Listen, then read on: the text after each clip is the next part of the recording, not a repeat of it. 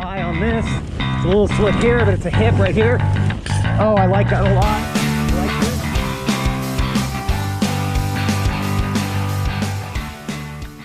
Hey, welcome back to E-Mountain Bike Charged. At the end of episode 1, I said that we'd be digging into the trail build in episode 2. Well, here we are. And despite some bad weather and having to make some changes along the way, I was still able to get a good start on the first of what hopefully are many more trails to come in my backyard bike park. So let's take a look, see what I was able to get done. I hope you enjoy. So as I explained in episode 1, the first trail would consist of 6 features.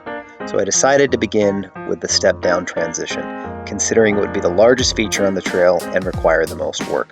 I began by removing a small rectangular patch of grass so I could construct the foundation for the transition. I wanted to use as many natural construction materials as possible, so ultimately the trails would better blend with the environment, my landscape, and keep costs down.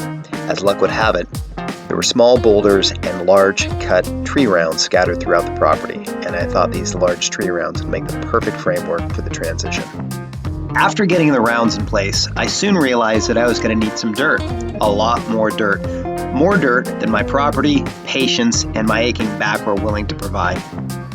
So I went ahead and ordered 5 yards of fill dirt, rented a skid steer so I could pick up the pace on my build and give my body a much needed reprieve.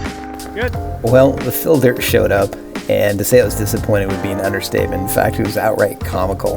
Although I had specifically asked about the composition of the fill dirt, which showed up with something, well, uniquely different. In fact, it resembled a big pile of, well, I think you can figure it out.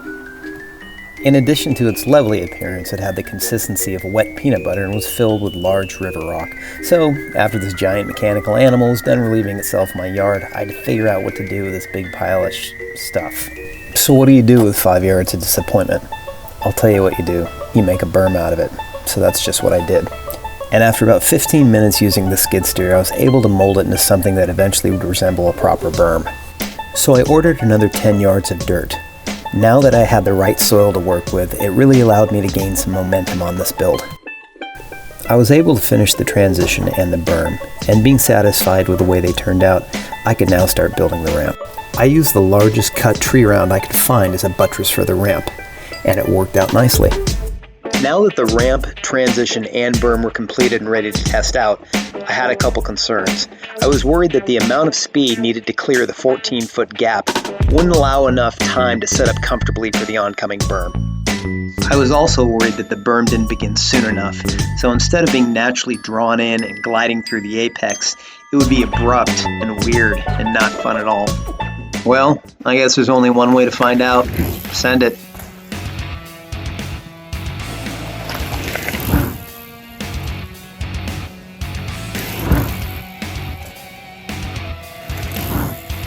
So after sessioning it for a while, I came to the conclusion that my concerns were valid. The gap needed to be shorter, the berm needed to begin sooner, and I also decided that I would raise the ramp to get a little more pop and a little less travel. I knew these would be time-consuming changes, so I needed to get to work. But before I had the chance, unfortunately, I got a little of this. Yep. And then I got a little of that. I mean, come on, seriously? Doesn't Mother Nature know that I have a build to get done? Well, eventually the skies cleared up, and I could finally get back to work on the changes that needed to be done. The sun was out, mood was good, game on. All said and done, I shortened and raised the ramp by 10.5 inches. I also added wood to the transition, which shortened the gap from 14 feet to just over 10 feet. I also added dirt to the beginning of the berm. All these changes worked out really well and looked pretty sick too.